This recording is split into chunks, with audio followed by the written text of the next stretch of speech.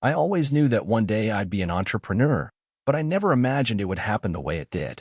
It all started in 2014 when I was just a regular 25-year-old living in a small apartment in Austin, Texas. I had a stable, but unexciting job as a software developer at a mid-sized tech firm.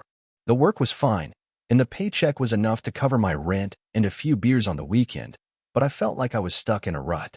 I had big dreams, but nothing was moving forward. One evening, I found myself scrolling through Reddit, as I often did to kill time. I had a pretty decent tech background and had always been fascinated by how other people were building things from the ground up. I stumbled across a post in the entrepreneurship subreddit, where a guy was talking about how he started his own app business from scratch, just by coding in his spare time. I'll admit, I was skeptical. Anyone can say they built an app, but does that really mean they're successful? I thought. But something about the post stuck with me. It wasn't about just the money, it was the lifestyle, the sense of autonomy, the ability to create something out of nothing. That feeling gnawed at me for weeks. I spent the next few months obsessively reading everything I could find about starting a tech business. Books, blogs, interviews, podcasts, I consumed it all. Eventually, I started to get an itch to build something of my own. I realized that what I was missing wasn't just the idea, but the action. I had spent so much time thinking about it that I hadn't actually done anything. And that was when I decided to take the plunge. The first step was coming up with an idea. I spent weeks brainstorming. I wanted something I could build with my coding skills, something useful and scalable. I also wanted something that didn't require a huge initial investment. No money to hire a team, no fancy office space, just me and my laptop. One night, while struggling with the usual work-life balance issues that come with a full-time job, it hit me, a productivity tool specifically for remote workers. The idea wasn't revolutionary, but it was personal. I was a remote worker myself and was frustrated by the inefficiency of the existing tools on the market. They were either too complicated or didn't suit my needs as a developer. So, I decided to create a minimalist time-tracking app that could integrate with the tools remote teams were already using. I figured that if I was having this problem, other people probably were, too. And from that, I began to piece together what my app would look like. I launched into development, working nights and weekends. I was both excited and terrified. I spent countless hours coding, learning new frameworks, and testing different features. I didn't sleep much during that period, but I felt an adrenaline rush like I had never felt before. Every line of code brought me closer to my dream, even if it meant sacrificing my personal time and social life. In the first few months, progress was slow. The app was functional, but not polished. I knew I had something solid, but I wasn't sure if it would actually resonate with the public. I decided to launch a beta version and shared it in some tech-focused subreddits.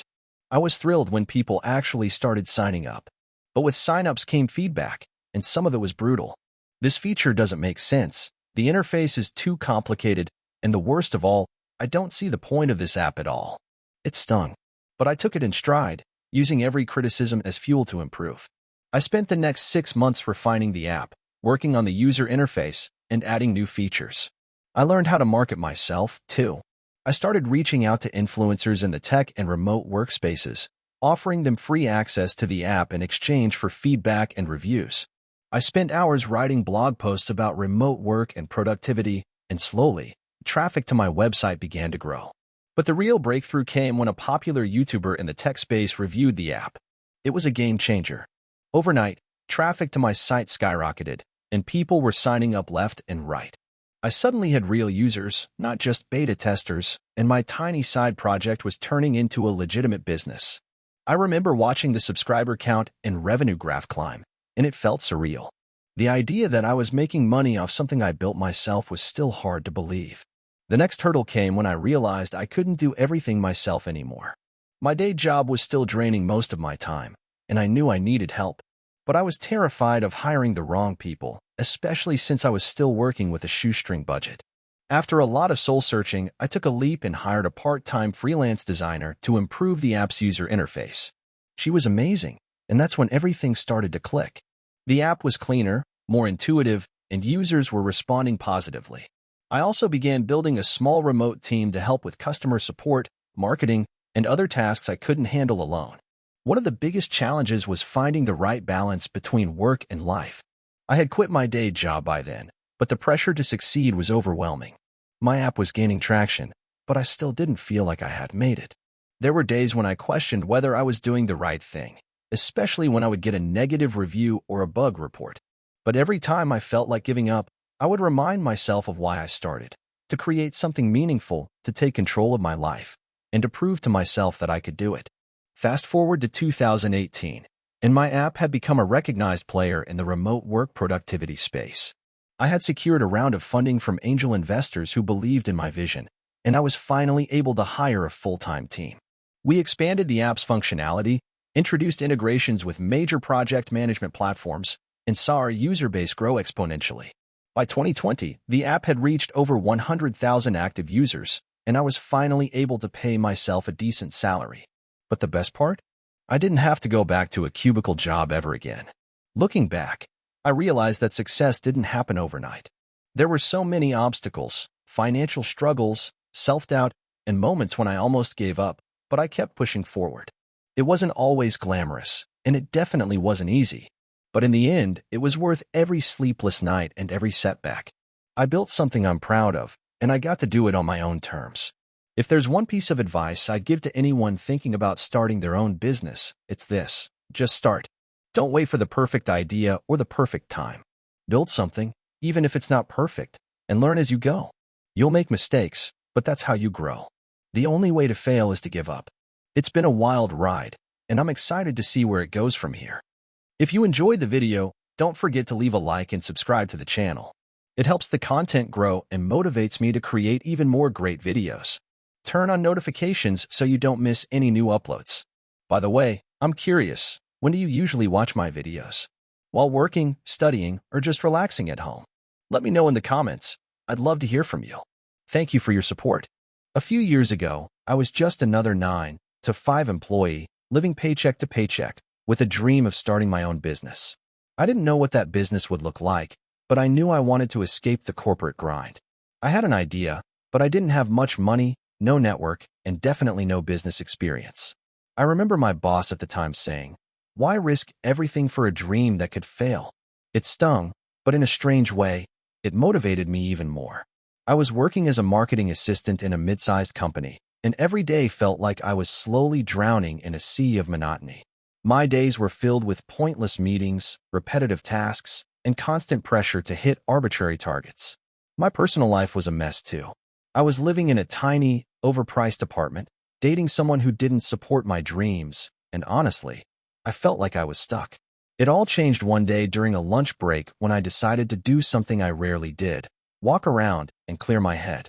I passed a small thrift shop on the corner of a street, and something about it caught my attention. The store wasn't anything fancy, but as I stood there looking through the window, I noticed how unique some of the items inside were. Old vinyl records, antique furniture, vintage clothing, and other odd knickknacks. It struck me that people had a deep connection with vintage and nostalgic items.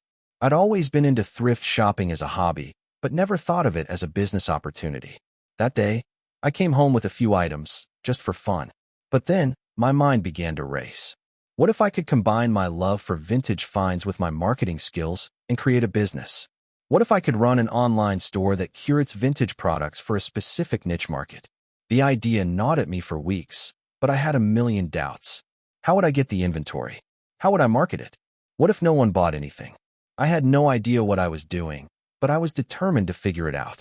One night, I stayed up for hours researching vintage reselling, learning everything I could about sourcing products, setting up an online store, and driving traffic.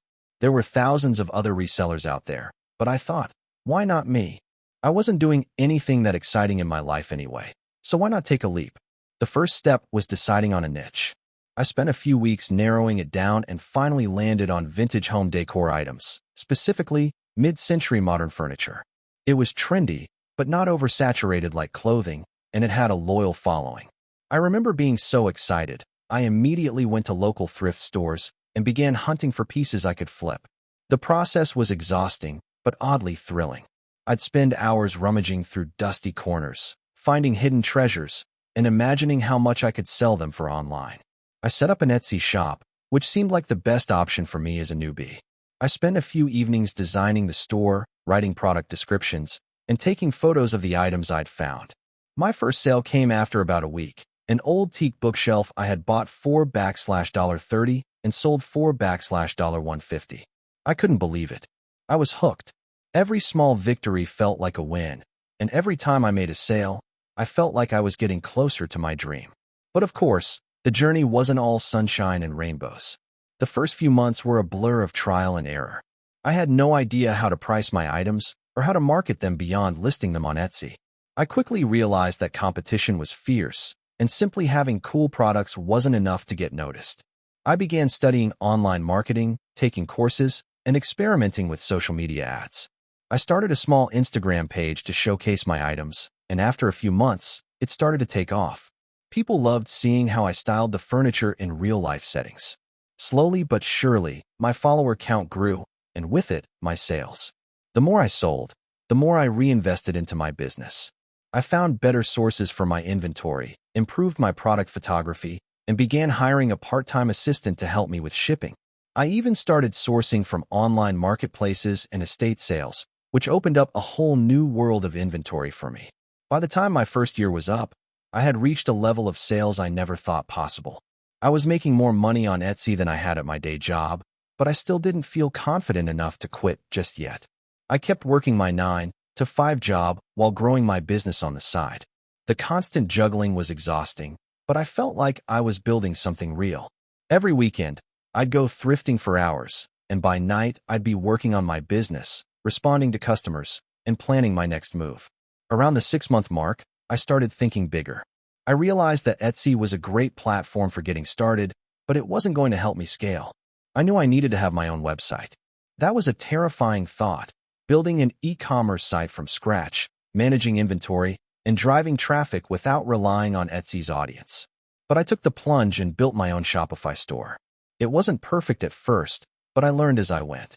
I also invested in paid advertising to get traffic to my new site, and it made a huge difference.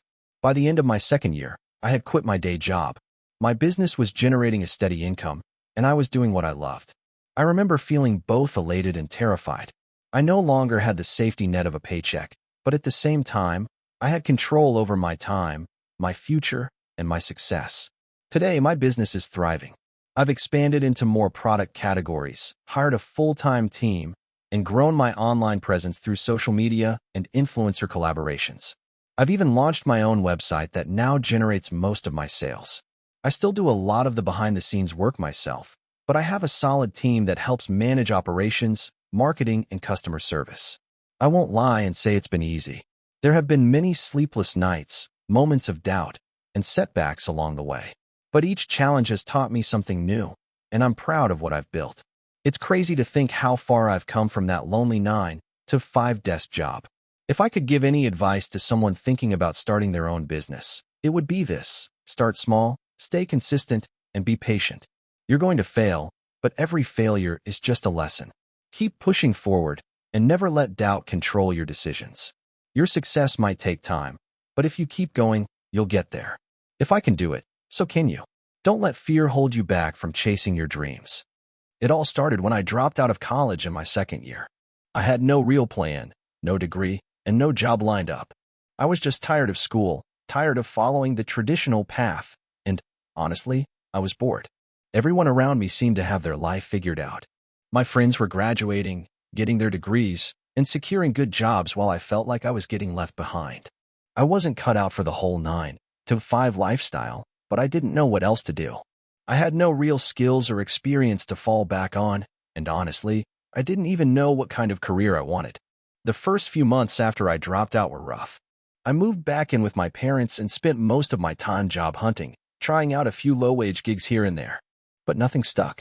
I hated working for someone else. I felt like I was just a cog in a machine.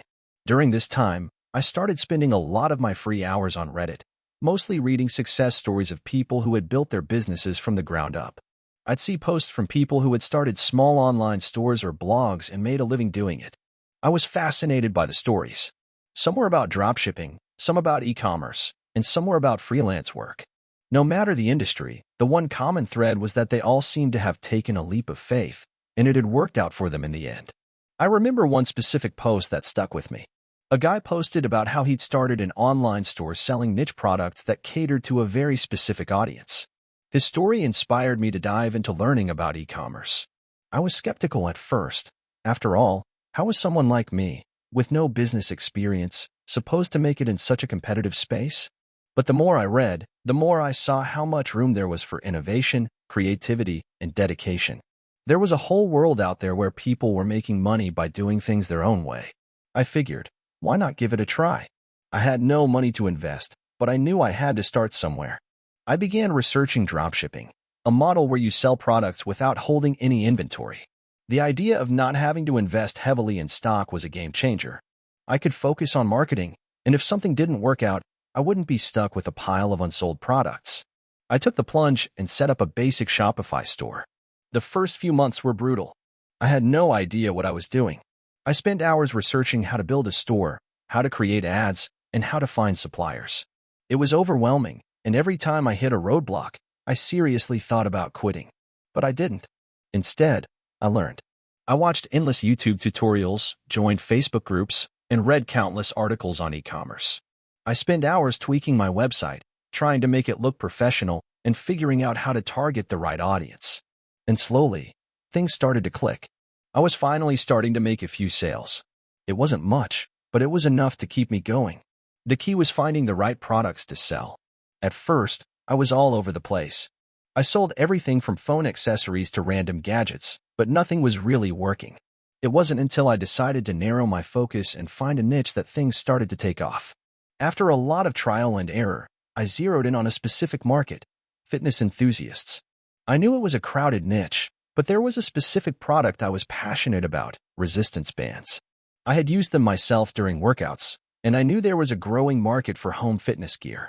I revamped my store to focus entirely on this product, and I started running targeted ads on Instagram and Facebook. To my surprise, sales started picking up.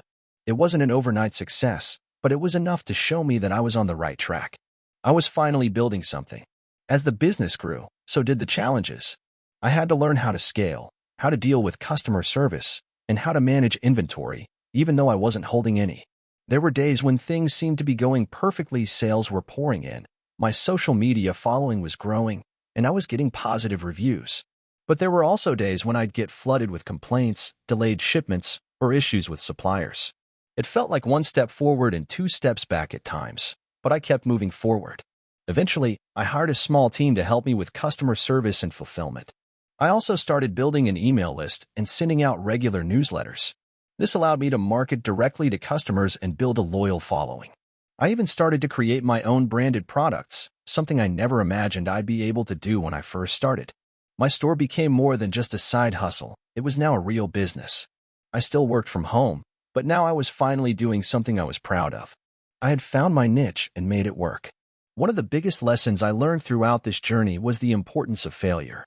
Early on, I thought failure was the end of the world. Every time I didn't get a sale or faced a setback, I wanted to quit. But now I see failure as part of the process. Every mistake, every misstep, and every failure taught me something valuable. If I hadn't gone through the struggles I did, I wouldn't have learned the things that ultimately helped me succeed. Now, a few years later, I'm running a profitable online business. I still face challenges. There are always new trends, new competitors, and new obstacles to navigate. But I've learned to adapt. I've built a brand, grown my audience, and established a business that gives me the freedom I always wanted. Most importantly, I've learned that the journey never really ends. There's always something new to learn, a new challenge to overcome, and a new way to improve. It's not easy, and there's no guarantee of success. But I've found my passion, and that's been the most rewarding part of all. Looking back, I'm so glad I took that leap of faith. Dropping out of college wasn't the end of my story, it was just the beginning. If you're thinking about starting your own business, I'd say go for it. Don't wait for the perfect moment because it may never come. Start small, make mistakes, learn as you go, and keep pushing forward. Success doesn't come overnight, but if you stick with it, you'll get there. It's been a wild ride, but I wouldn't change a thing. I never planned to become an entrepreneur. To be honest, I didn't even know what being an entrepreneur really meant at first. I was just a regular guy, working a 9-to-5 job at a tech company, trying to climb the corporate ladder and dreaming of doing something big one day. But that something big happened in the most unexpected way, and it all started with a bad lunch. It was a Tuesday afternoon when I first had the idea that would change everything. My company, a mid-sized software development firm, was hosting a catered lunch, and they'd ordered from a new local sandwich shop.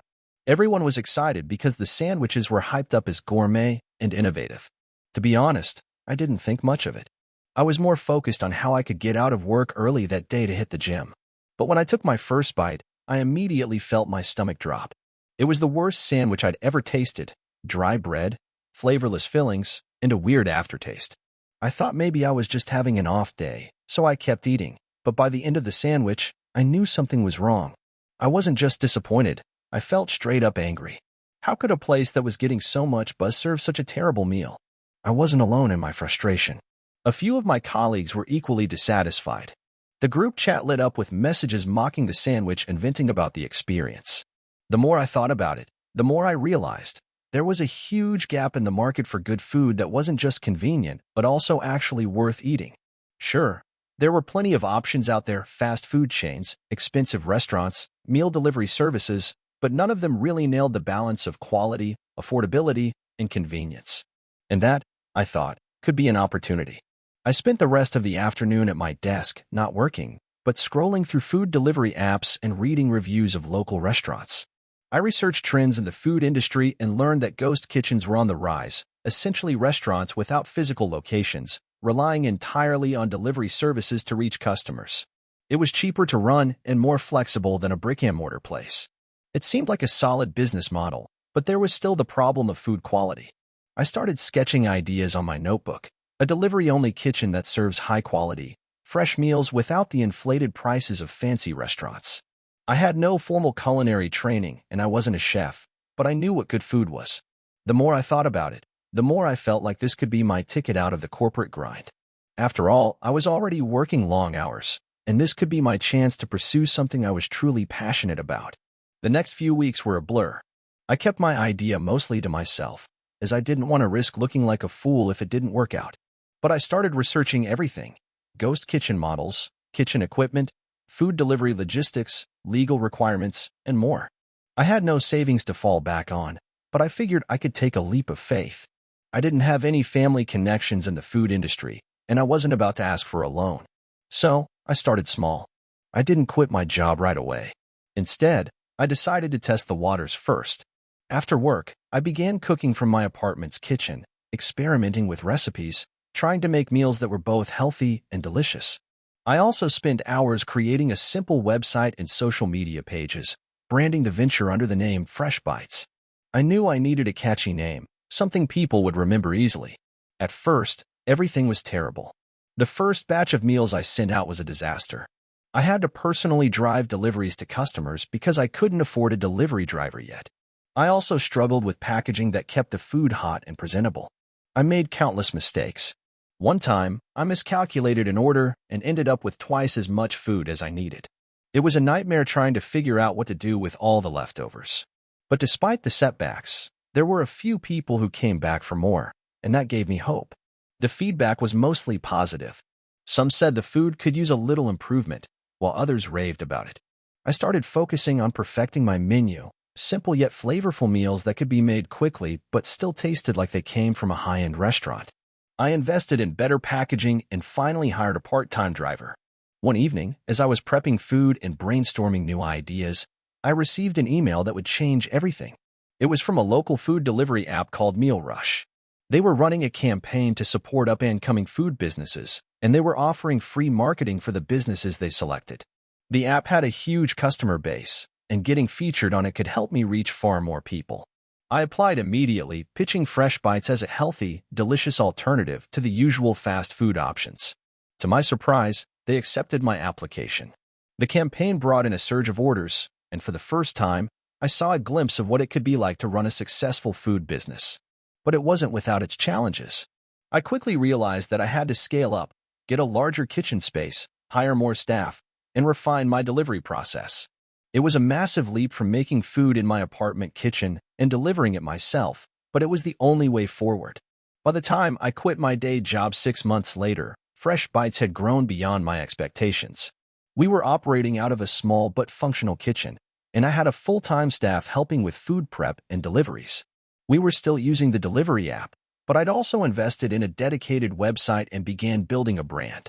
My focus was on quality control, and I made sure everything that left the kitchen was up to the highest standard. Fast forward a year, and Fresh Bites was thriving. We had a loyal customer base, and we were even branching out into corporate catering. I'd hired a full team of chefs and support staff, and we were starting to make a name for ourselves in the local food scene. The best part? I had achieved everything I set out to do without a huge investment, leveraging the power of delivery apps and social media to build my brand from the ground up. Looking back, I can hardly believe how far I've come. There were days when I felt like throwing in the towel, like it wasn't worth it. But then I'd receive a message from a customer telling me how much they loved our food, and it would all feel worth it. There's no magic formula for success, no guaranteed path, but I learned that persistence and a willingness to adapt are key. Now, Fresh Bites is expanding to new cities, and we've been approached by investors who see potential in the brand. I'm not where I thought I'd be. I'm further. And it all started with one bad sandwich. If you're reading this and thinking about starting your own business, don't wait for the perfect moment. The stars won't align on their own. Start small, make mistakes, and keep learning. You'll find your way. This is a story about how I went from being a broke college graduate with no clear direction to building a company that's now worth over $50 million. It's been a roller coaster ride of ups and downs, but every struggle and failure has led me to where I am today. I graduated from college with a degree in business. I was one of those students who was told for 4 years that I would be able to get a job in corporate America, make good money, and live happily ever after. But when I entered the job market in 2016, I quickly realized that my degree didn't automatically open doors. I had student loan debt, no savings, and zero connections. I was applying for every job under the sun, from marketing roles to sales positions, but no one was biting. One night, feeling particularly down, I was talking to a close friend who worked in the tech industry. He casually mentioned that he was working on an app idea and needed someone to help market it. He asked if I wanted to join his project, and after much deliberation, I agreed. I had nothing to lose. I figured it would be good experience and might help me build my resume. At first, it was just the two of us working on the app. I didn't know the first thing about app development, and my marketing skills were basically limited to what I had learned in school, which wasn't much. But I dove in headfirst, researching everything I could about app development, user experience, and marketing. I watched YouTube tutorials, attended webinars, and read blogs late into the night. We spent months working on this app, sleeping in shifts, tweaking code, designing user interfaces, and getting feedback from friends and family. But the results were underwhelming. The app launched with a lot of excitement, but quickly died off. We didn't have the resources to market it properly, and the competition was fierce. We spent almost all of our savings trying to get the app off the ground, but after 6 months, we had to pull the plug. I felt like a failure. Despite this, I didn't give up. I was broke, but I was determined to learn. I went back to the drawing board, this time focusing on something that would solve a real problem. I spent hours on Reddit, Quora, and niche forums, trying to understand the needs of different communities. I noticed that a lot of small business owners were struggling with inventory management, and that there was a significant gap in the market for affordable, easy-to-use tools. It wasn't glamorous, but I figured it was a problem that could be solved with software. I decided to build a simple inventory management app. The goal was to make it intuitive, affordable, and user-friendly for small businesses that couldn't afford the expensive, complex systems used by large corporations. I knew that if I could nail the basics, I could provide a tool that would make a real difference. I reached out to freelance developers on platforms like Upwork and Fiverr to help me build the initial version of the app. I couldn't afford much, so I negotiated hard and tried to get the most out of my budget. Meanwhile, I continued working on my marketing skills, learning everything I could about SEO, content marketing, and social media. I was also working part-time jobs to support myself, which left little time for anything else, but I was motivated by the vision of what I was building. After about 6 months, I had a beta version of the app ready. I didn't have much money to launch it, so I focused on building a small, loyal customer base. I reached out to small business owners I had found online and offered them a free trial in exchange for feedback. Slowly but surely, I started getting sign-ups. The first few customers were skeptical, but they liked the product. They liked the simplicity, and they appreciated that it wasn't another bloated, expensive tool. Over time, I refined the app based on user feedback. I added features, improved the design, and implemented new marketing strategies. I started using social media to share tips and advice for small business owners, and that helped drive more traffic to the website. My revenue grew slowly at first, but eventually it reached a point where I could afford to hire a full-time developer and a customer support specialist. By the end of my first year in business, I had built a solid foundation. The app was gaining traction, and I was making enough to cover my living expenses and reinvest in the business. But things weren't all smooth sailing. As my user base grew, so did the demand for new features and improvements. I was constantly under pressure to deliver, and there were plenty of sleepless nights. I faced some serious challenges along the way. One of the biggest was dealing with a data breach that compromised the privacy of some users. I was terrified. This was my reputation on the line, and I had no idea how to handle a crisis like this. I spent weeks working with security experts, apologizing to affected customers, and improving the app's security measures. It was a tough time, but I learned a lot about the importance of transparency and customer trust. Another hurdle was competition. As I started to see some success, other developers began copying the idea. I had to find ways to differentiate myself. I invested heavily in customer support, providing 24/7 assistance and personalized onboarding for new users. I also doubled down on customer testimonials and case studies, highlighting how my app had helped small businesses save time and money. Then, something unexpected happened. A larger software company reached out to me with an acquisition offer. At first, I was flattered but hesitant. I didn't want to sell out. However, after several rounds of negotiations, I realized that this company could provide the resources I needed to scale faster than I ever could on my own. It was a tough decision, but I ended up accepting the offer. The acquisition gave me the financial stability to pursue new ventures, and I was able to continue running my app with a larger team behind me. Looking back, I can't believe how far I've come. The early days were incredibly hard, but I never lost sight of my goals. I learned how to pivot, how to adapt to challenges, and how to trust in my ability to figure things out, even when the road ahead seemed uncertain.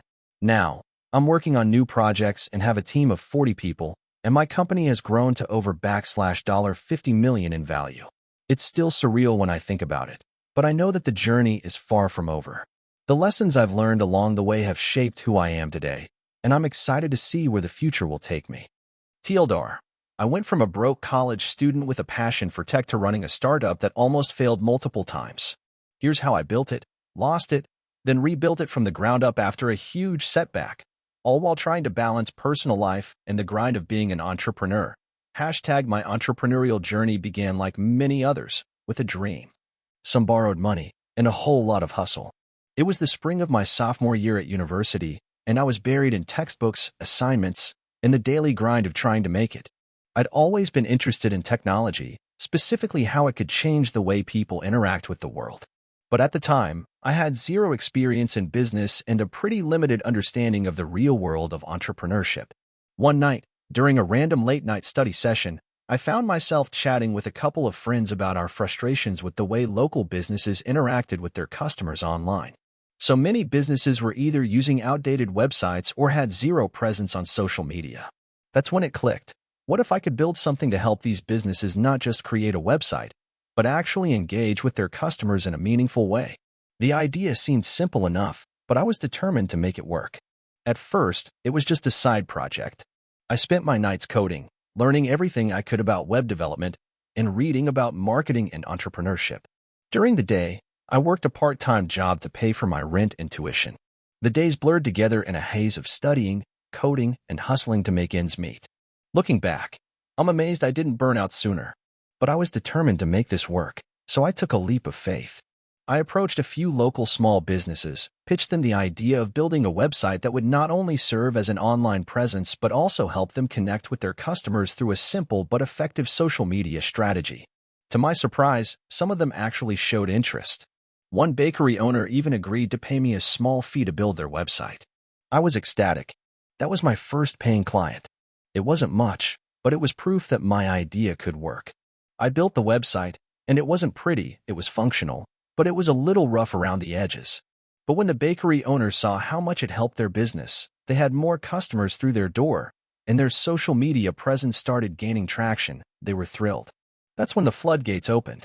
Word of mouth started spreading, and within a few months, I had more clients than I could handle. Fast forward a year, and I had dropped out of college to focus on my startup full-time. It was a huge risk, but I felt like I had no choice. I couldn't juggle my classes and my business anymore, and it was becoming clear that this was my chance to build something real. With a small team of developers, marketers, and designers, we officially launched our company, which we called Engage Tech. We built custom websites and handled social media for local businesses, focusing on helping them grow in the digital age. The business took off like wildfire, and within the next 2 years, we were working with clients all over the state. But as with any startup, things didn't stay smooth for long. After the initial excitement, the reality of scaling the business set in. We started running into problems with cash flow, marketing, and customer retention. I had no idea how to manage a team of employees, and I quickly found myself overwhelmed.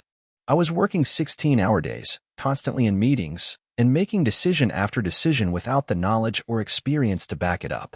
It was all a blur of stress, deadlines, and constant problem-solving. The turning point came during our second year of business. We landed a massive contract with a chain of coffee shops.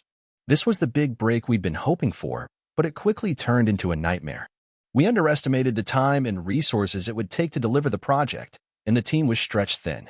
To make matters worse, we started missing deadlines, and the client began to lose trust in us. The tension was palpable, and I could feel the weight of the business bearing down on me. The inevitable happened. We lost the client. That single loss sent us spiraling into a financial crisis. We couldn't afford to pay our employees, and I had to make some tough decisions, including laying off half of the team. The stress was unbearable, and I felt like everything I had worked for was slipping through my fingers. I even considered walking away completely and going back to school. But something inside me refused to give up. Instead of throwing in the towel, I decided to rebuild. I used every penny I had left to streamline our services, focus on our core strengths, and rebuild our reputation with the clients we still had. I took a hard look at our business model and realized we had been chasing after big clients without the systems in place to support them. We needed to scale more strategically, and I needed to learn how to be a better leader. I went back to basics, offering top-notch service to smaller clients who valued our work and were willing to pay a premium for it. I rebuilt my team, this time focusing on hiring people who shared the same vision and could contribute to the company's long-term goals. Slowly but surely, the company started to stabilize. We built our brand around trust and reliability, which turned out to be a winning formula. By the third year, Engage Tech was profitable again. We weren't growing at the breakneck speed we had been before, but we were building a sustainable business. I started taking a step back from the day-to-day grind and focusing on growing the company with a more strategic mindset. The real breakthrough came when I realized the importance of personal growth. Being an entrepreneur wasn't just about the business, it was about how I evolved as a person. I started reading more, attending networking events, and learning from other successful entrepreneurs. I learned the value of resilience and the importance of self-care. Now, 5 years into the journey, Engage Tech is a thriving company with a solid client base, a dedicated team, and a growing presence in the tech world. We've made a lot of mistakes along the way, but we've learned from them. I've learned that failure isn't the end, it's just part of the process. The journey of being an entrepreneur isn't glamorous, and there's no easy path to success. But every failure, every mistake, and every setback has been worth it to get to this point. Looking back, I can't believe how far we've come. From a broke college student to running a business that supports not just me, but a whole team of talented individuals, I'm proud of how far we've come. But I'm also aware that the journey is far from over. There will always be challenges ahead, but I know I'm ready to face them head-on, armed with the lessons I've learned and the knowledge that every setback is just an opportunity to grow. I always thought I'd be a regular employee, working my 9 to 5 and living a normal life. But looking back, I realized that the seeds of entrepreneurship were planted much earlier than I thought. The story of how I started my business began in the most unexpected of places, a small, dimly lit bookstore. I was 22, freshly graduated from university with a degree in business administration. I had big dreams, no real experience, and the kind of youthful optimism that made me think anything was possible. But life had other plans. I landed a job at a tech startup as a junior marketing associate. The pay wasn't great, the work wasn't exciting, but I thought it was a good stepping stone. After all, this was the tech world. Everyone wanted a piece of it. The startup was everything I dreamed of, fast-paced, innovative, full of young people who seemed like they had their whole lives figured out. But after 6 months, I was miserable. The corporate grind, the lack of creativity, the long hours, it wore me down. I felt like I was wasting my time. The burnout was real. But one day, something happened that changed everything. I stumbled upon an old bookstore on my way home from work. It wasn't a fancy store. The shelves were packed with dusty old books, and the air smelled faintly of paper and age. But it had a certain charm, and I couldn't resist walking in. I spent hours browsing, picking up books that piqued my interest. That's when I found a dusty, leather-bound book on entrepreneurship. Its title faded, but its contents still intriguing. I started reading it right there in the bookstore, and it hit me. The authors spoke to me like they understood my frustration. I had been following the rules my entire life, doing what I was supposed to do. But now, for the first time, I realized there was another way. It wasn't long after that I started planning. I quit my job, much to the shock of my friends and family, who thought I was making a huge mistake. They told me I was giving up stability for uncertainty, that I was young and needed experience first. But I couldn't shake the feeling that I had to do this. My idea was simple. I wanted to create a business that could connect local artisans with a global audience. I had seen so many small, family-run businesses in my hometown that made incredible products but lacked the platform to sell them beyond their local markets. The first few months were a whirlwind. I had no idea what I was doing. I'd spend days trying to learn everything I could about e-commerce, digital marketing, and branding. I had a shoestring budget, a broken laptop, and no clue where to start. But I had passion. I started by building a website, using templates I found online, and taking product photos with my phone. My idea was to create an online marketplace where local artisans could list their products, and I would take a small commission on each sale. The idea seemed so simple, yet the challenges were overwhelming. I had to figure out how to attract traffic to my website, how to handle payments securely, how to deal with shipping and logistics, and how to keep customers happy. I worked day and night, barely sleeping, trying to keep up with the never-ending list of tasks. But the breakthrough came when I discovered Instagram. It was the perfect platform for showcasing beautiful handmade products. I started posting daily, telling the stories of the artisans behind the products, sharing their journeys, their struggles, and their triumphs. Slowly but surely, people started noticing. Sales trickled in, then increased, and before I knew it, I was making enough to cover my expenses. But that's when things really got interesting. One of the artisans I worked with reached out to me and asked if I could help them with a big order from a store in New York. I didn't have the infrastructure to handle such a request, but I didn't want to disappoint. So, I scrambled to find a shipping partner and managed to fulfill the order. That experience opened my eyes to a whole new world of opportunities. I realized I wasn't just building an e-commerce site. I was building a platform that could help small businesses scale. Soon, I was connecting with more artisans from all over the world, helping them navigate the complexities of international shipping, customs, and payments. My business grew rapidly, but so did the challenges. Managing a global operation meant dealing with supply chain issues, fluctuating currencies, and cultural differences. I had to learn quickly, adapt constantly, and make difficult decisions. At one point, I almost gave up. My website had crashed due to a massive influx of traffic, and I didn't have the technical knowledge to fix it. I was in tears, thinking that I had failed. But then, I remembered the advice from that old entrepreneurship book. The road to success is paved with setbacks, but it's your ability to keep going that counts. I found a developer to help me fix the issue, and we rebuilt the site, better than before. As the business grew, so did my team.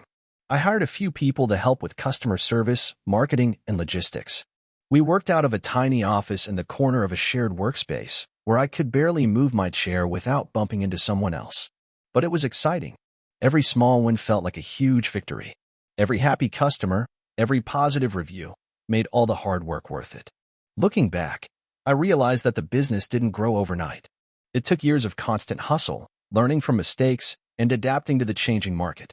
But there were also moments of sheer luck. For instance, one day, an influencer with a massive following shared one of our products, and our sales exploded. It was the kind of break I could never have planned for, but I was ready to take advantage of it when it came.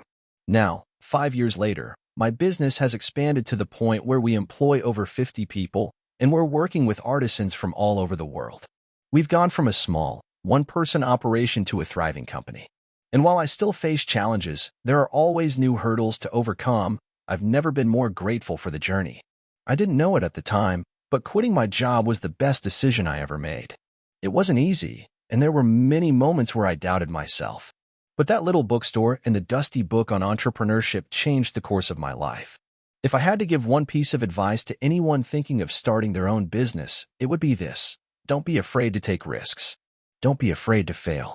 Failure is just part of the process, and the only way to truly succeed is to keep going, no matter how tough it gets. It's a long road, but if you stay persistent, you'll get there. And when you do, it'll be worth it. I can promise you that. So, I'm going to tell you the story of how I went from living paycheck to building a six-figure business in less than 3 years. The road wasn't easy, and I made more mistakes than I can count, but looking back, it was absolutely worth it. I've learned a lot, so maybe my story can help someone else who's feeling stuck, like I was. It all started when I was 26, working a 9-to-5 job that I hated. I was working in marketing at a mid-sized company. The pay was decent, and I had good benefits, but I was just going through the motions. I had zero passion for the work, and I realized I was getting stuck in a rut. The routine was draining, and I was wasting my time doing something I didn't love. One night, I was scrolling through social media, and I saw an ad for a dropshipping course. Like a lot of people, I had heard of dropshipping but had no real idea how it worked. The ad promised that I could start my own e-commerce store, make money while I slept, and quit my job in a year. Now, I know what you're thinking. That sounds like a scam, and honestly, at the time, I thought the same thing. But something in me clicked. I was tired of working for someone else. I didn't have a family to support, no major financial responsibilities, just me and my ambition. The next day, I bought the course. I was skeptical but excited. The course wasn't cheap, but it was something I could afford, and I figured I could always get my money back if it was a waste of time. It wasn't an instant success, but it was a start. For the first time in a long while, I had a sense of direction. I'll be honest, the first few months were rough. I spent hours watching videos, reading up on marketing strategies, and figuring out how to build my store. It felt like I was learning a new language. Dropshipping was complicated, and I had no background in e-commerce. But I kept at it, even though I didn't know what I was doing. My first store was a disaster. I didn't do enough research into the products I was selling, the website was ugly, and my marketing was off target. I made a few sales, but they were more of a fluke than anything I did right. After a few months of failure, I was about to give up. I had put in so much work and money, and the results weren't showing. I was this close to quitting, but then I had a conversation with a friend who was into e-commerce too. He told me, "You need to niche down. Don't try to sell everything. Find a specific group of people who would love your products and market to them directly." It was like a light bulb went off in my head. I was trying to sell too many things to too many people, and I wasn't speaking to anyone directly. I took his advice to heart. I rebranded my store and focused on a specific niche, eco-friendly products for people who wanted to reduce waste. I started reading more about the eco-friendly community, learning what products they valued, and figuring out where to find suppliers. I realized there was a growing demand for sustainable products, and I felt a strong sense of purpose behind it. If I was going to sell something, it might as well be something that had a positive impact on the environment. I made some key changes. I created a clean, professional website, improved my product photography, and focused all my marketing efforts on eco-conscious consumers. I invested a little more money into Facebook ads, targeting people who cared about sustainability. This time, I wasn't casting a wide net. I was speaking directly to my target market. And it worked. Within the first month of launching my revamped store, I made $2,000 in sales. It wasn't life-changing, but it was validation. I was finally doing something right. I reinvested the money into better ads, expanded my product range, and improved the user experience. Slowly but surely, my sales started to grow. But even though things were starting to look up, there was still so much I didn't know. I struggled with customer service, inventory management, and handling returns. One of the biggest mistakes I made early on was not having a proper system in place for dealing with customer inquiries. I was a one-person operation, and handling everything from answering emails to shipping orders was overwhelming. I realized I needed help, but I didn't want to hire anyone too soon. I needed to be careful with my money. After about 6 months, I hired a virtual assistant to help with customer service. It wasn't much, but it was enough to free up some of my time so I could focus on growing the business. Over the next few months, things started picking up faster. I figured out how to automate parts of the process, like order fulfillment and email marketing. With the extra time, I started working on building an email list, posting content about sustainability on Instagram, and growing my brand awareness. I reached out to influencers in the eco-friendly space, offering them free products in exchange for reviews and shoutouts. That's when the magic really started to happen. At the 1-year mark, I hit $100,000 in sales. It felt surreal. I was still working my 9 to 5 job at that point, but I was making more money from my side business than I was at my day job. I had finally found my groove. I was so close to quitting my job, but I didn't want to take the leap until I felt financially secure. By the time I quit my job 1.5 years after starting the business, I was making over $10,000 a month in profit. It wasn't easy, but it was worth it. I spent the next year reinvesting in the business, fine-tuning my operations, and scaling up. I hired more help, started working with suppliers on new products, and doubled down on content marketing. I created a blog and started posting about how people could live more sustainably, which drove more traffic to my site. Now, 3 years in, I'm making over $300,000 in revenue per year. It's still not easy, but it's a lot more manageable now. I've learned to embrace the process, even when things get tough. I'm no longer afraid of failure because I know that it's part of the journey. And I've realized that success doesn't happen overnight. It takes time, persistence, and a lot of hard work. If there's one thing I can tell you from my experience, it's this: don't be afraid to try something new. I almost gave up so many times, but I stuck with it. If I hadn't, I'd still be stuck in that same job, wondering what could have been. Find your passion, put in the work, and take calculated risks. The path to success isn't always clear, but if you keep moving forward, you'll get there eventually. Now, I'm not rich or famous, but I'm doing something I love, and I have the freedom to live life on my own terms. That's something I wouldn't trade for anything. Hey, friends, if you enjoy this content, don't forget to like the video and share your thoughts in the comments. We really want to know what you like and what can be improved. What do you think of the video? Are there any topics you'd like to see in future videos? Your feedback really helps us get better. Thanks for being with us. How I went from a broke college student to a 6-figure business owner. This is the story of how I made it happen. I never expected to start my own business. In fact, I never even thought of it until the idea literally slapped me in the face. But looking back now, I can see how everything led me here. It's been one hell of a ride, and I hope sharing my story can help someone who feels stuck like I once did. Let me take you back to the beginning. I was a broke college student, scraping by with a few part-time jobs, living off ramen and a little too much caffeine. I was studying marketing because it seemed practical, but I didn't really care about it. I mean, how many people actually enjoy school, right? I was more focused on getting out and starting my life than I was about my classes. Around my sophomore year, I realized something. Everyone around me was stressing about grades, internships, and whatnot, but no one seemed to have a real plan for life after graduation. And I thought, why not just start something now instead of waiting until I'm out of school? Now, I know what you're probably thinking. That's such a dumb idea. You're broke, you have no experience, and no one even knows who you are. And honestly, you're right. But I was driven by this gnawing feeling in my gut that I had to try. I wasn't going to graduate and fall into the same trap everyone else did, working in some soul-sucking corporate job just to pay off student loans. So, I started thinking about ways I could make money online. I didn't have any fancy resources. My parents didn't have a lot of money, and I wasn't exactly sitting on a pile of savings. But I had something more valuable: time and a willingness to learn. So, I decided to dive into the world of e-commerce. I had zero experience. I didn't even know what Shopify was at the time, but I started reading everything I could find on Google about starting an online store. I watched endless YouTube videos, read blog posts, joined Facebook groups, and started to piece together a plan. The idea was simple enough: sell products online, make a profit, repeat. But getting there was way harder than I imagined. The first step was choosing a product to sell. I'll admit, I didn't exactly have a brilliant business idea. I didn't invent some new product or come up with the next big thing. I had no wow factor. Instead, I went with something that I thought could sell: phone accessories. Specifically, customized phone cases. They were cheap to source, easy to ship, and there was a growing trend of people wanting personalized items. I spent hours researching suppliers and comparing prices on Alibaba. After what felt like an eternity, I finally found a supplier that seemed trustworthy. The next step was building my website. This was a huge pain, but with some trial and error, I managed to get a basic Shopify store up and running. I'll be honest, it looked terrible at first. But hey, it was something. Now came the fun part. Marketing.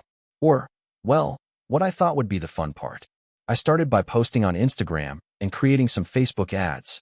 Spoiler alert, nothing happened. I got maybe a few likes, but no sales. I was discouraged, but not defeated. I figured I needed to find my audience first, so I dug deeper into social media trends, trying to figure out what people wanted. Through some trial and error, I found that Instagram influencers were a goldmine for my product.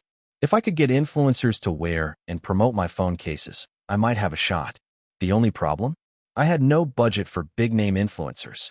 So, I reached out to smaller influencers with less than 10,000 followers. I didn't ask for a freebie. I offered them a commission on any sales they brought in.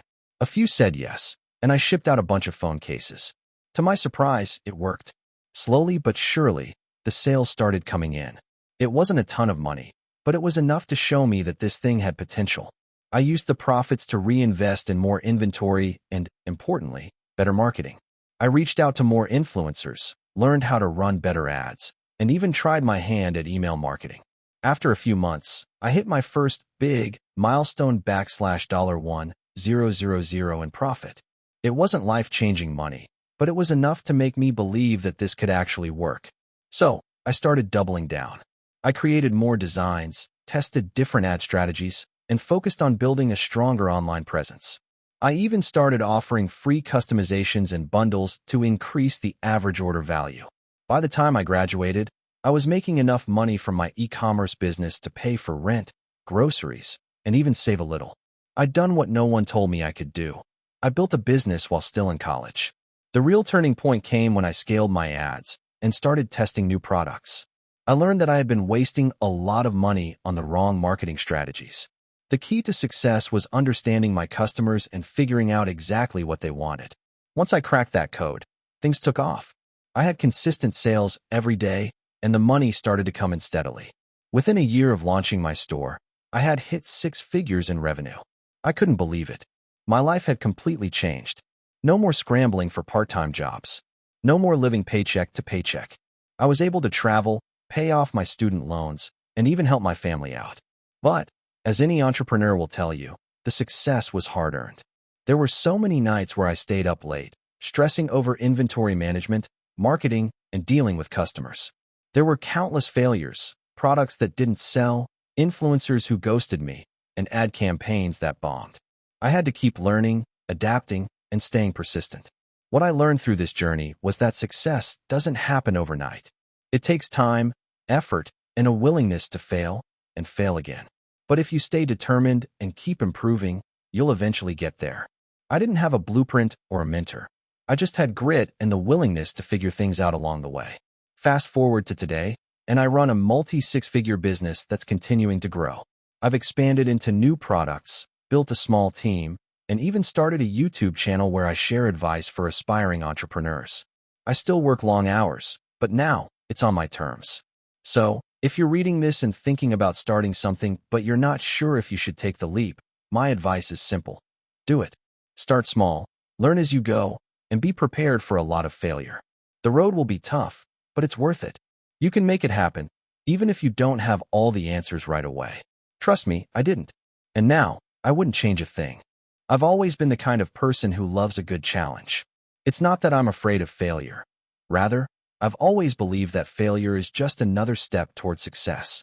So, when I decided to leave my comfortable job and start a business, I didn't expect it to be easy, but I also didn't expect the kind of roller coaster ride I was about to embark on. To give you a bit of background, I had been working as a marketing manager at a mid-sized tech company. The pay was decent, the benefits were good, and I had a nice little work-life balance. But something was missing.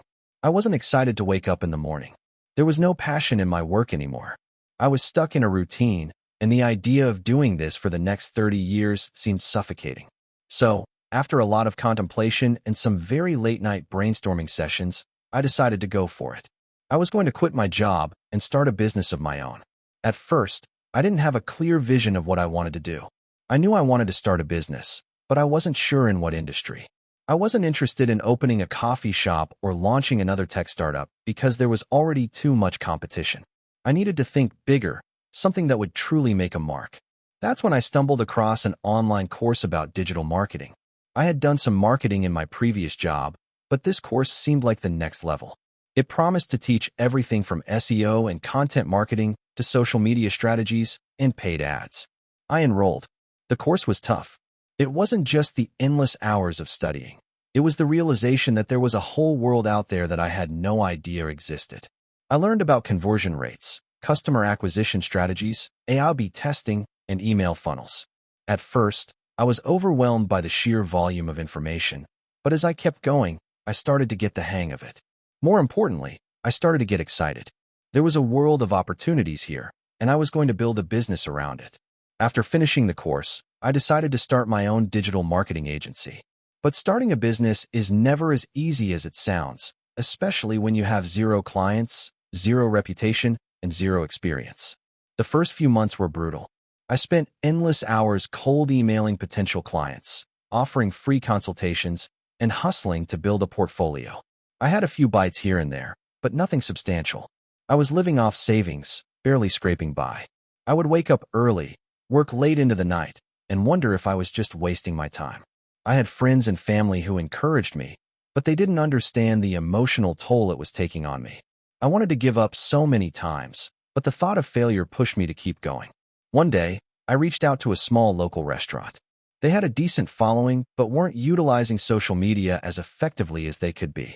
I offered to run a free Instagram campaign for them, showcasing their dishes and promoting a special offer. To my surprise, they agreed. I spent a whole week crafting the perfect campaign. I created content, wrote engaging captions, set up a hashtag strategy, and even did some influencer outreach. The results were staggering. Within 2 weeks, their engagement skyrocketed.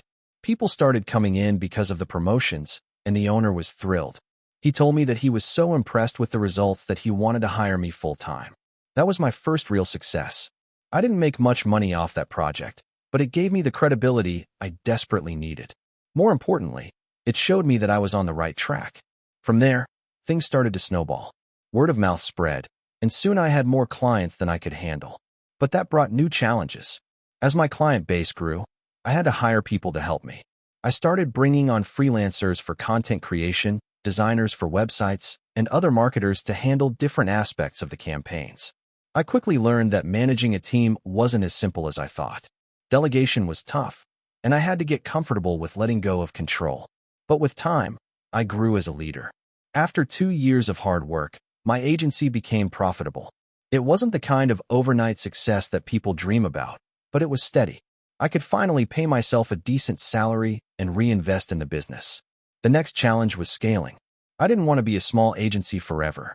I wanted to compete with the big players in the digital marketing world. But scaling a business isn't just about more clients and more employees. It's about systems, automation, and processes. I spent months refining our systems, creating templates for client communication, automating reporting, and improving internal workflows. We also focused on customer retention, ensuring that we didn't just get clients, but kept them for the long term. Eventually, we hit a tipping point. Our agency was doing well enough that I could step back from day-to-day operations and focus on the bigger picture. That was when I realized that the real key to business success wasn't just about working harder. It was about working smarter. I started to focus on strategic partnerships, collaborations, and creating a brand that resonated with our audience. I stopped trying to be everything for everyone and instead found our niche. We became known for helping small and medium-sized businesses scale through digital marketing. We focused on specific industries like restaurants, fitness centers, and e-commerce brands. But the story doesn't end there. Running a business is always evolving. As our agency grew, so did the challenges. I had to adapt to new trends in digital marketing, stay ahead of the competition, and constantly innovate. Social media algorithms changed, advertising costs fluctuated, and client expectations grew higher. Each time we hit a roadblock, I had to figure out how to pivot. It was exhausting, but it was also rewarding. Over the years, we grew to a team of 20 people, and our revenue reached 6 figures. But success came with a price. There were moments when I questioned everything, wondering if I'd made the right choice. But then I'd look around at my team, the clients we helped, and the freedom I had created for myself, and I knew I had made the right choice. Looking back, It's hard to believe how far I've come. The person I am today is nothing like the person who started this journey. Starting a business is one of the hardest things I've ever done, but it's also been the most rewarding. I've learned that success doesn't happen overnight.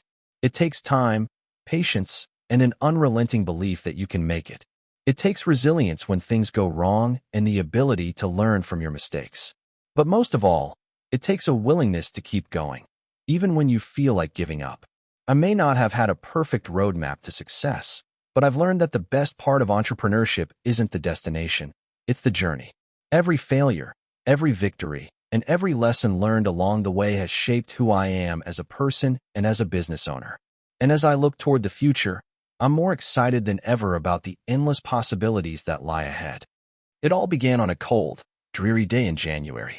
I was sitting at my tiny apartment, surrounded by bills that I couldn't pay, with a fast food job that barely covered rent. My bank account was hovering dangerously close to zero, and the thought of how much I hated my life seemed to echo louder with each passing minute. I had just turned 28, and I was feeling like a failure. My friends had careers, relationships, and homes. I had nothing but a long list of missed opportunities and regrets. For the last 3 years, I had been hopping between jobs, never staying in one place long enough to build anything sustainable. My parents had always emphasized the importance of finding a real job, the kind with benefits and a steady paycheck. But in my heart, I knew I was meant for something different. Still, my bank balance told a very different story.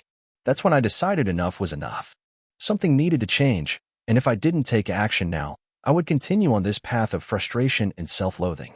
I had no idea how I was going to do it, but I knew one thing. I was going to build something that was mine. I was going to become an entrepreneur. I started by learning what I could. The internet became my best friend. I watched YouTube videos, read blog posts, and listened to podcasts about entrepreneurship. I quickly realized I needed a plan, but I was too broke to afford a formal business course, so I started learning for free. Everything was overwhelming at first. There was so much information to absorb. But little by little, I started piecing it together. I knew I wanted to create something that was both scalable and sustainable. After about a month of research, I landed on the idea of creating an e-commerce store. I'd always been interested in design, and I had a lot of ideas for custom products that I thought could sell. At first, I thought about starting with something small, like selling t-shirts with custom designs. But then I realized there were already thousands of people doing the same thing. What could I offer that was different? The idea hit me one night as I was brainstorming in my apartment. Personalized home decor. People love custom things, and I had a knack for design. What if I could create unique wall art or decor items that were personalized with names, dates, or custom quotes? That was it. I was going to create a brand around personalized home goods. Of course, I had no money to invest in inventory. I didn't even own a proper computer. I was using a hand-me-down laptop that struggled to run basic programs, and my internet connection barely held up during video calls. But I wasn't going to let that stop me. I started by researching print-on-demand companies, which allowed me to design products and sell them online without having to hold inventory. I created an account on Shopify and began designing my store, which took weeks. There were nights where I barely slept, staying up until 3 a.m. trying to figure out how to set up a working payment gateway or tweak the design of my website to look professional. After what felt like an eternity, my store was live. It wasn't perfect, but it was something. I started promoting it on Instagram and Facebook, using every free tool available to me.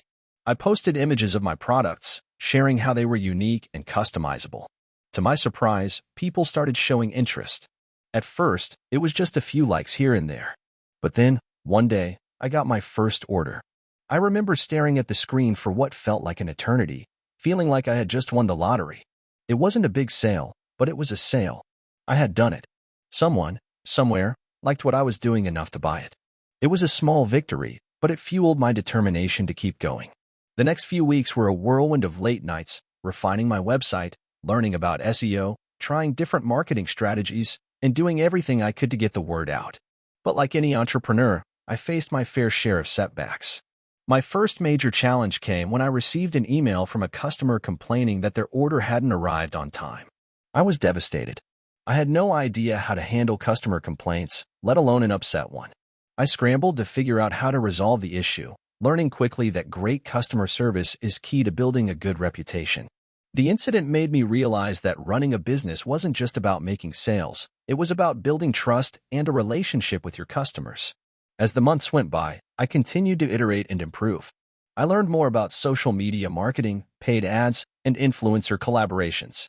I started running small Facebook ad campaigns, testing different images and targeting options. Eventually, I figured out how to scale my marketing efforts, and sales started growing steadily. I reinvested every penny into growing my business, from improving my website to hiring a virtual assistant to handle customer service emails. By the end of my first year in business, I had made around $50,000 in sales. It wasn't life-changing money, but it was more than I'd ever made in a year working multiple jobs. That year taught me invaluable lessons about persistence, patience, and the importance of learning from failure. I had a long way to go, but I was no longer stuck in the same cycle of dead-end jobs and frustration. I had built something real. Over the next year, things took off. I expanded my product line, improved my marketing strategy, and optimized my business operations. I hired more people to help, including a graphic designer and a full-time customer service rep. My sales hit $200,000 by the end of the second year, and I finally felt like I was living the dream. It was hard work, and there were still challenges, but I had built a business that gave me the freedom I had always wanted. Looking back, I know that the hardest part wasn't building the business, it was believing that I could. The key to success was never giving up, no matter how many obstacles stood in my way. I learned to embrace failure as part of the journey and to keep adapting as I went along. Today, I'm running a six-figure business, and while I'm far from perfect, I'm proud of how far I've come. I'm no longer the broke, stressed-out person I used to be. I'm now doing what I love, and it's all thanks to taking that leap and deciding to build something from scratch, even when it seemed impossible. I'll never forget the day I realized my dream was actually achievable. It wasn't a light bulb moment, nor was it some big dramatic scene. It was the slow, quiet accumulation of small wins and painful lessons. My journey as an entrepreneur started with a simple idea, a bit of stubbornness, and a whole lot of risk. It all began back in 2015, when I was working a standard 9-to-5 job in a corporate office. I had been there for about 4 years and was doing well. But deep down, I wasn't fulfilled. I couldn't shake the feeling that I was wasting my time on someone else's dream. I wanted to build something of my own, but I had no clue where to start. Then, one evening, while I was browsing through Reddit, I know, cliché, I came across a thread about side hustles. People were talking about everything from dropshipping to freelance writing to starting a blog. Something about the idea of running a business from scratch really spoke to me. It was like a seed was planted in my mind. But what kind of business could I even start? I didn't have a ton of money saved up. I wasn't a tech genius. And most importantly, I had zero experience running anything remotely close to a company. I kept tossing around ideas. Should I sell t-shirts online? Maybe create a blog about my favorite books? But none of these ideas seemed to get me excited. One day, while browsing my local farmer's market, I found myself standing in front of a stall that was selling homemade candles. I'm not particularly into candles, but there was something about the whole operation that caught my attention. The products were beautiful, simple, and elegant. But what really stuck out to me was the owner of the booth. She was in her late 30s, just chatting with customers, making small talk, and selling her products. She didn't look like she was working a job.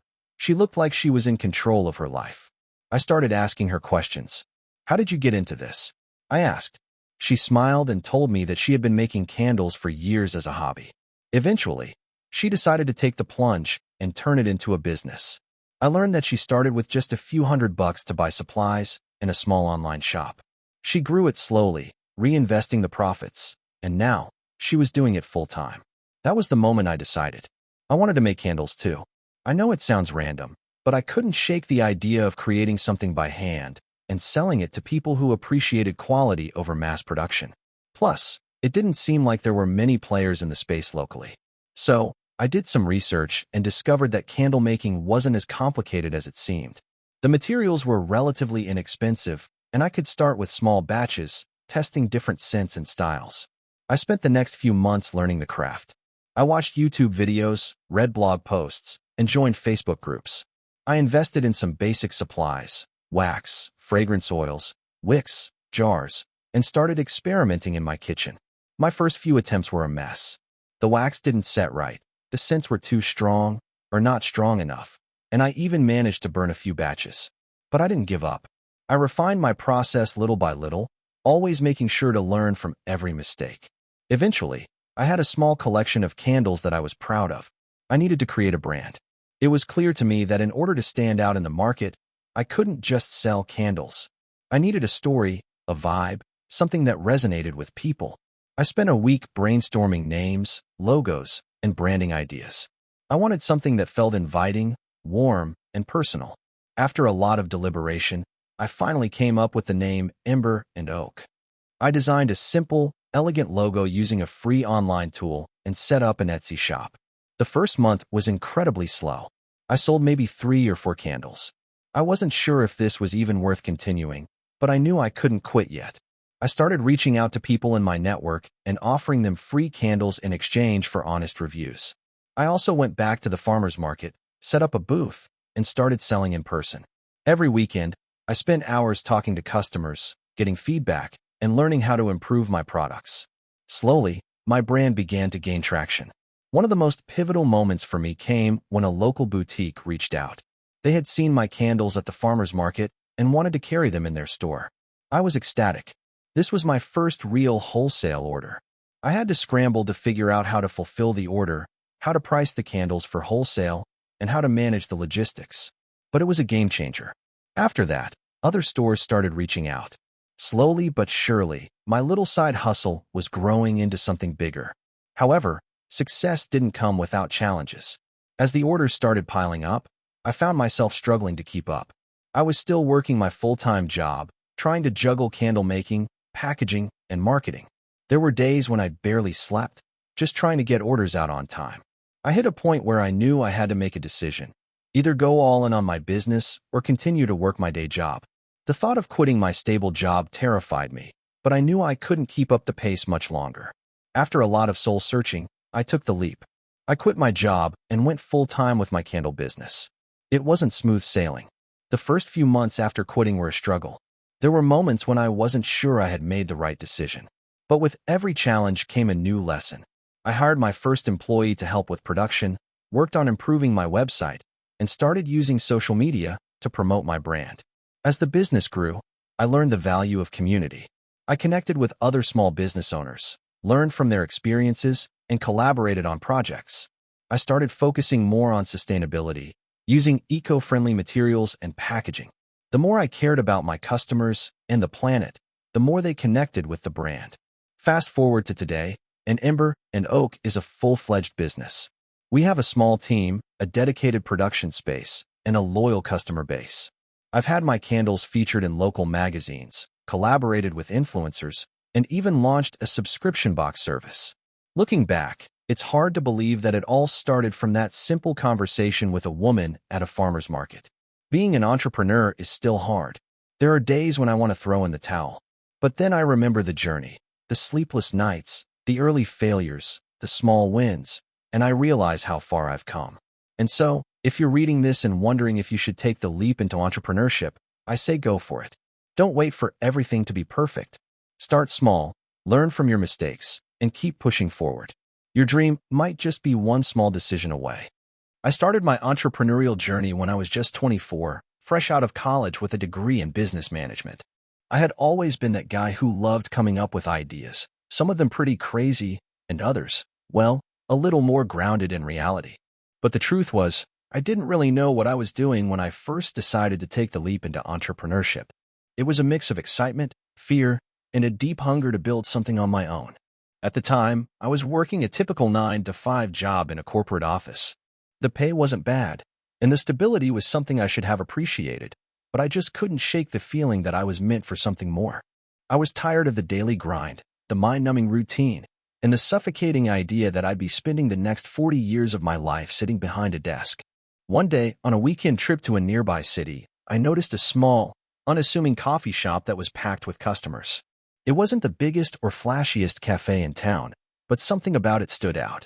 It wasn't just the quality of the coffee, although it was excellent, it was the atmosphere. The place felt like a community, a home away from home. As I sat there, sipping my espresso and observing the customers, I realized that the world of coffee was one I could be a part of. I had always loved coffee, and I was captivated by the culture surrounding it. That day, I walked out of that cafe feeling a fire ignite within me. I decided that I would start a coffee shop of my own, one that would not only serve great coffee but also foster a sense of community, just like that small cafe. I didn't have a clear plan, but I figured I'd figure it out along the way. The first thing I did was begin researching everything I could about the coffee industry. I read books, watched documentaries, listened to podcasts, whatever I could get my hands on. I talked to baristas, coffee roasters, and shop owners.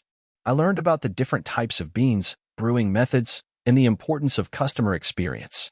One thing became abundantly clear: this was going to take a lot of work. But the more I learned, the more confident I became. I knew there was a lot I didn't know, but I was determined to figure it out. I started developing a business plan, which, in hindsight, was extremely rough and not nearly as detailed as it should have been. But it was a start. I outlined the type of coffee shop I wanted to open, the kind of customers I wanted to serve, and the unique selling points that would differentiate me from the dozens of other coffee shops in the area.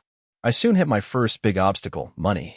I didn't have a lot of savings, and the thought of getting a loan terrified me. But I knew that if I didn't take a chance, I'd never know if this dream could actually come true. I started saving every penny I could, cutting out unnecessary expenses, and working extra hours at my 9-to-5 job.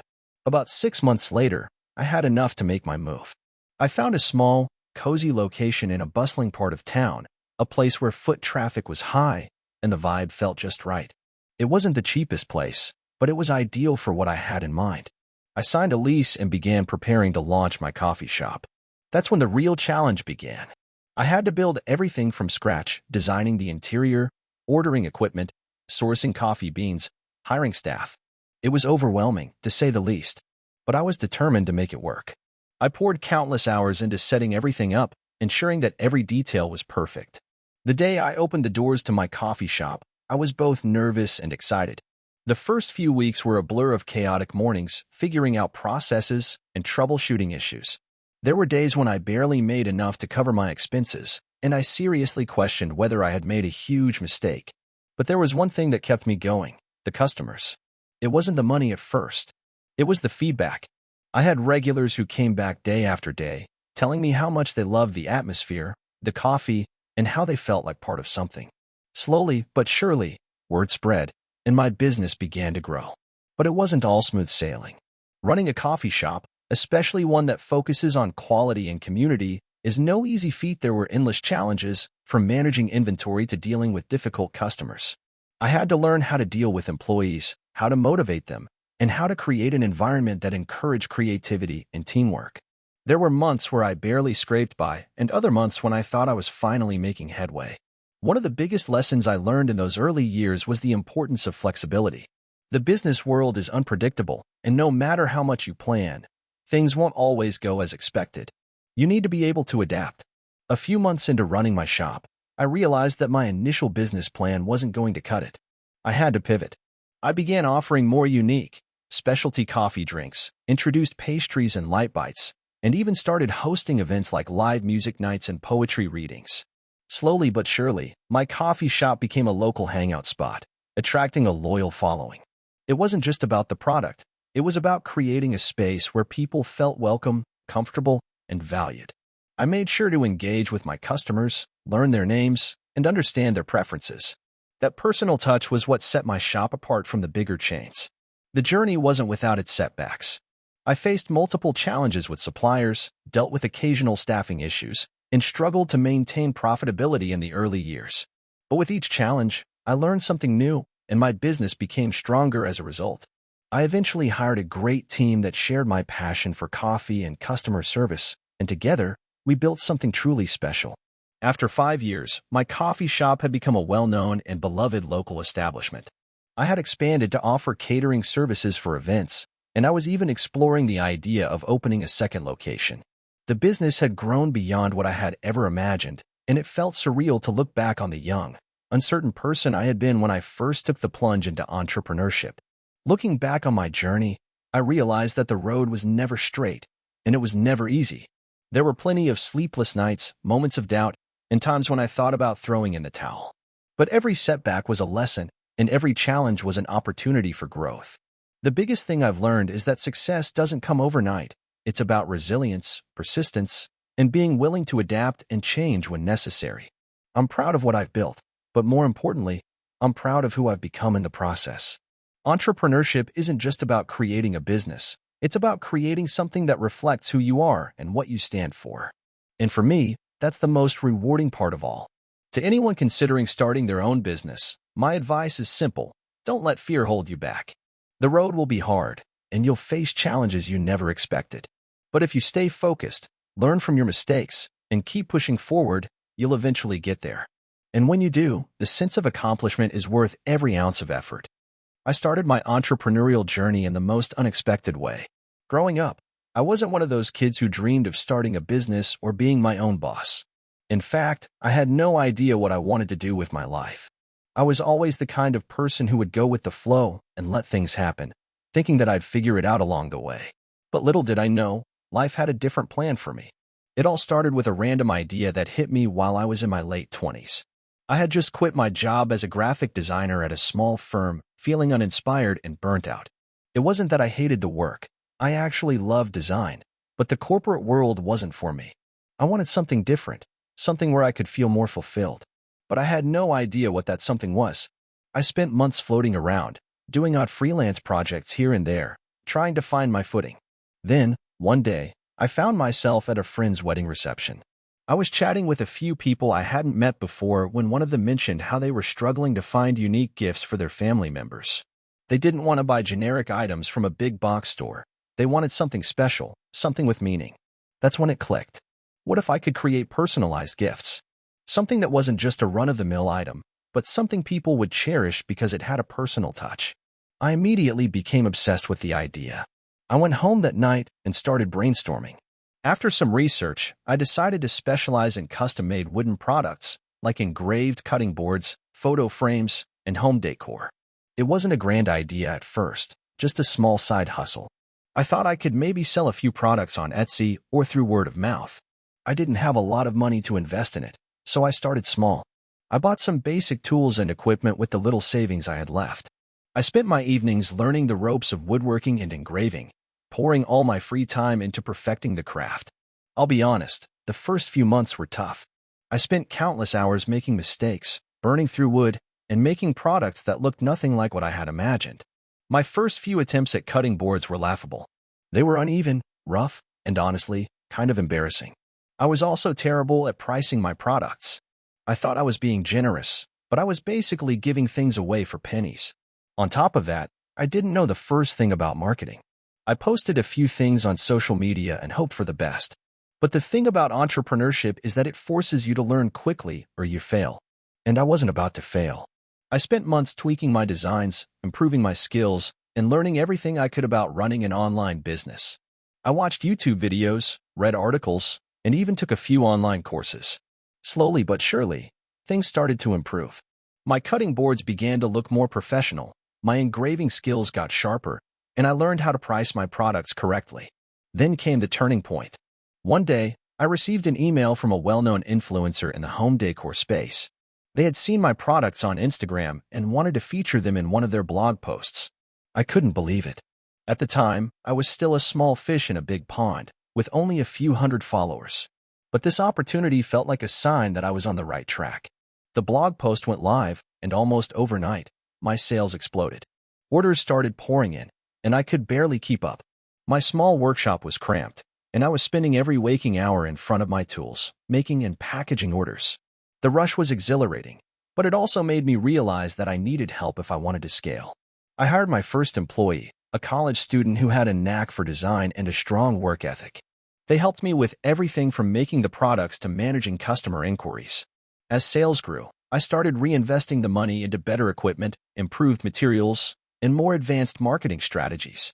I also set up a proper website and expanded my presence on platforms like Facebook and Pinterest, which helped me reach even more potential customers. The business continued to grow steadily, but it wasn't always smooth sailing. I faced my fair share of challenges.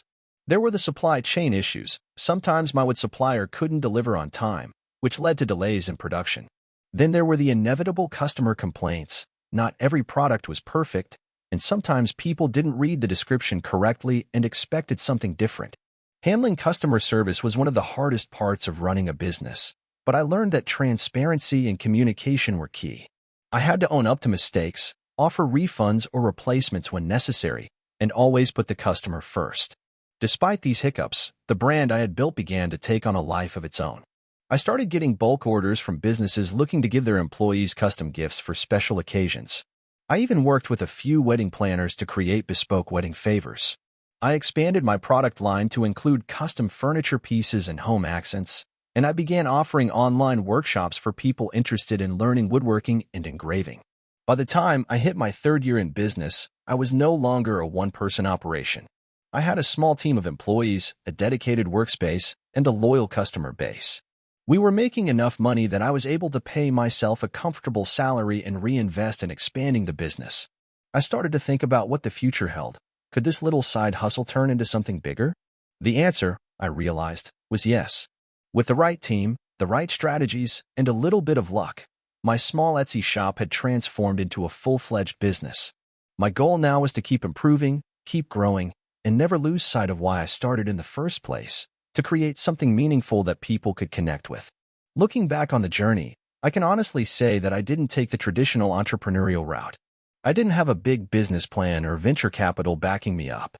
But what I did have was a passion for creating something people truly valued, and the determination to keep going even when things got tough. My advice to anyone who's thinking about starting their own business is simple. Just start. It won't be perfect at first, and it might not go according to plan. But if you stick with it, you'll learn more than you ever thought possible. And remember, there's no one right way to do it. Success isn't about having the best idea. It's about being relentless in pursuit of it. This is a story about how I went from working a 9 to 5 job that I hated to building a business that gave me both financial freedom and personal satisfaction.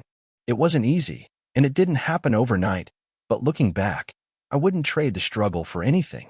Here's how it all went down. I started out like most people, clocking in at 9 a.m. and counting down the minutes until 5 p.m. I was working as an analyst at a mid-sized tech firm, doing nothing particularly special but enough to keep me around. It wasn't that the job itself was bad. In fact, it was stable, and I had a decent salary. But something was missing. I felt like I was stuck in a loop. Get up, go to work, go home, repeat. It wasn't fulfilling. I had this nagging feeling that I could do more with my life, but I didn't know what that more was. Then, like many people in their late 20s, I had a quarter-life crisis. I spent more time reflecting on where my life was heading, and the more I thought about it, the more I realized that the corporate world wasn't for me. It was all about moving up the ladder, but even when I got a little higher, I didn't feel any better about the work. I wasn't passionate about the industry, the people, or the products.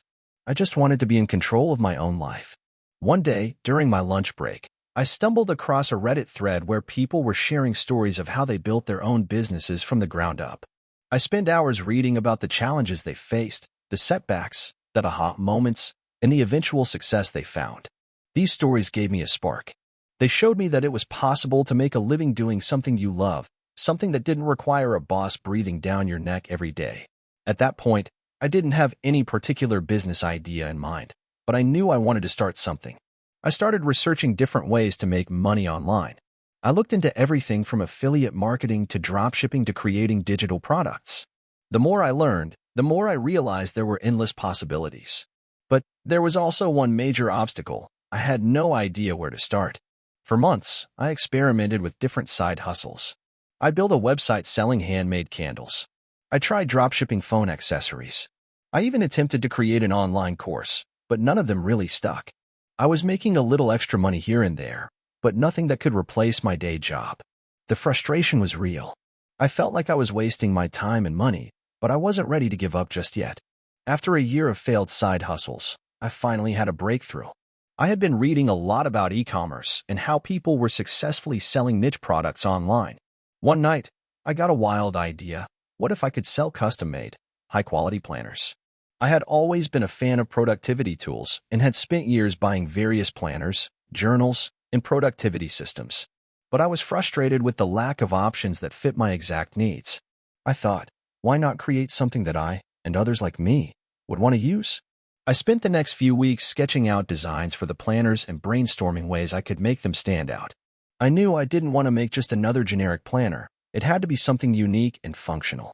I did a deep dive into the planner market, researching different styles, layouts, and features. I reached out to a few manufacturers to get quotes on custom designs. I also learned about print-on-demand services so that I could create the planners without having to worry about large upfront costs. With a rough concept in mind, I launched my website and started promoting my planners on social media. I didn't have a big budget for marketing, so I used Instagram and Pinterest to showcase my designs. I posted pictures of the planners, shared productivity tips, and connected with people who had a similar passion for organization. Slowly but surely, I started getting traction. Sales were slow at first, but they were coming in. It was a start. But the real turning point came when I stumbled upon a Reddit thread that changed everything. A user had posted about how they used influencer marketing to grow their business. They had sent their products to influencers for free in exchange for posts on social media. At first, I was skeptical. I had heard of influencer marketing, but it seemed like something only big companies did. But I thought, what do I have to lose? So, I sent my planners to a few micro-influencers in the productivity and lifestyle niche. To my surprise, the influencers loved the planners and shared them with their followers. Within days, my sales spiked. People who had never heard of my brand were now seeing it on their feeds, and some of them even tagged me in their posts. It felt like a dream. My small, passion project was suddenly getting the attention it needed to grow. Over the next few months, I focused on scaling my business. I refined my product, expanded my product line, and began outsourcing tasks like packaging and customer service so I could focus on marketing and strategy. I also invested in paid ads and started building an email list. My planner brand began to gain momentum, and for the first time in years, I felt like I was truly in control of my destiny. Eventually, I was able to quit my 9-to-5 job and work full-time on my business. It wasn't easy, and there were plenty of late nights and moments when I doubted myself, but the sense of accomplishment was unmatched. I went from a corporate drone to a business owner, and the freedom to make my own decisions has been incredibly fulfilling. Today, my business is thriving. I've expanded into other products like notebooks, journals, and digital downloads. I've grown my team and am working on even bigger projects. But the journey wasn't just about making money, it was about learning, growing, and stepping outside my comfort zone. Entrepreneurship isn't for everyone, and I can see how easy it is to get caught up in the shiny allure of success without seeing the hard work behind it.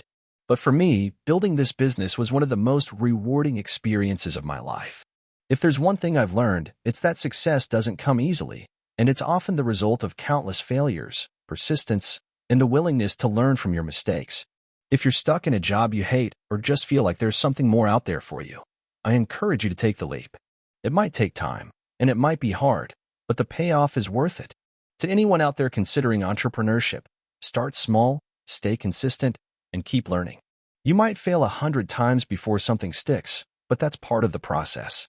Don't let the setbacks discourage you. If you believe in your idea and work hard, the success will eventually come. And when it does, it will be all the sweeter because you earned it. I was 24 years old, fresh out of college with a degree in business management, and like most young graduates, I had big dreams. The kind that every entrepreneur imagines. I was going to build the next big tech company, take over the world, and make a lot of money doing it. But unlike many people who just fantasize about success, I took the first step. I decided I was going to build something from scratch. What I didn't know, though, was how much that first step would cost me in both time and sanity. My story starts in a small apartment in a city where no one knew my name. I had just moved to a new town to pursue my dream of launching an app. At that point, I had an idea but no concrete plan. It wasn't anything revolutionary, just a basic platform for connecting local businesses with customers. The concept was simple enough, but the more I thought about it, the more I realized how competitive the market was. There were already tons of apps out there for the same thing. But I was young and naive, thinking that if I just worked hard enough, I could somehow outsmart all the bigger companies. With limited savings in my bank account, I didn't have the luxury of hiring a team, so I started learning to code. I spent every free moment I had poring over programming tutorials and trying to piece together the basics of software development. I even joined a couple of online forums to ask questions and get advice from people who had been in the game much longer than me. It was frustrating, to say the least. I'd spend hours writing code only to watch it crash or not function the way I wanted. But I was determined. Eventually, after months of work, I managed to get a very basic prototype of my app up and running. It didn't look great, and it barely worked, but it was a start. I had created something tangible, something I could show to potential investors. And that's when the first major challenge hit: funding. I didn't know anyone who had a lot of money, so I turned to the only option available at the time: crowdfunding. I set up a campaign on one of the popular platforms, wrote a heartfelt pitch about how I was going to change the world, and crossed my fingers. The first few days were incredibly slow. I barely raised any money, and it felt like no one cared. But then something surprising happened. A local blogger, someone with a decent following, picked up my campaign and wrote a post about it. Suddenly, my notifications were flooded with pledges. Within a week, I had raised $10,000 enough to hire a freelance developer and get my project to the next stage. It felt like a huge win, but in reality, it was just the beginning of a much longer journey. I hired a developer who had far more experience than me, and we started to rebuild the app. This was my first experience working with someone else on something I was so passionate about. I quickly realized how important it was to communicate clearly and to be open to feedback. There were times when I was so attached to my idea that I resisted change, but every time I listened to my developer's suggestions, the app got better. After months of development, we finally had a beta version that we were ready to launch. We needed users, though, and I didn't know the first thing about marketing. I knew I had to start somewhere, so I began reaching out to small businesses in the area. I offered them free listings on the app in exchange for their feedback. At first, I had no response, but after following up several times, I started getting a few businesses on board. But getting businesses to sign up was one thing. Getting customers to actually use the app was another. That's when I made my biggest mistake. In my excitement, I had launched the app before fully understanding what customers wanted. The user interface was clunky, and the functionality was basic at best. I realized that the app wasn't serving any real purpose for the people I was trying to reach. I had to pivot, and I knew it. But here's where the grind started to take its toll. I was broke, working 80-hour weeks between coding, managing the development process, and trying to market the app. I had no time for anything else, and my relationships started to suffer. I distanced myself from friends and family because I didn't have time for anything that wasn't related to the business. One day, after an especially grueling week, I broke down. I had lost sleep over this app, poured everything I had into it, and was still barely scraping by. I remember sitting in my apartment late at night, staring at the screen and asking myself, what the hell am I doing? But here's the thing. I refused to give up. I kept pushing forward because I believed in the idea, even though it wasn't going well. I learned to adapt. I found mentors in the startup world who gave me valuable advice, and I spent even more time researching my target market. I worked on the app's design, making it smoother and easier to use. We switched our focus from a broad marketplace to something more niche, helping small, family-owned businesses with local customer retention. The pivot was a game changer. Slowly but surely, customers started to see the value in the app. The businesses that had signed up at the beginning started getting more customers through the app, and they began recommending it to other businesses. Eventually, we grew from just a few businesses in the area to a few hundred. As the user base grew, I was able to bring on more employees, including marketing and sales teams. But the real turning point came when we landed a small investment from a local angel investor who saw the potential in our model. With that funding, we were able to refine our marketing strategy, expand to other regions, and really start building a brand. Now, 3 years later, I look back at the journey and realize how much I've learned. The startup has grown into a multi-million-dollar business with a team of 50 people. The app is no longer just a side project. It's become my life's work. It hasn't been easy. There have been countless sleepless nights, moments where I thought about quitting, and failures along the way. But I've learned that persistence, adaptability, and listening to feedback are what ultimately drive success. If you're reading this and thinking about starting your own business, let me give you some advice. It won't be easy. There will be times when you'll feel like you've failed, like nothing is going your way. But if you believe in your idea, if you're willing to work hard, and if you're not afraid to make mistakes and learn from them, you can make it. Just don't give up, no matter how hard it gets. Success isn't about the end goal. It's about the journey and how much you grow along the way. Thank you for watching until the end. If you enjoyed this video, don't forget to like and subscribe to the channel so you won't miss new videos. Also, leave a comment. I'd love to hear your thoughts. Your support and engagement mean a lot to me. See you in the next video.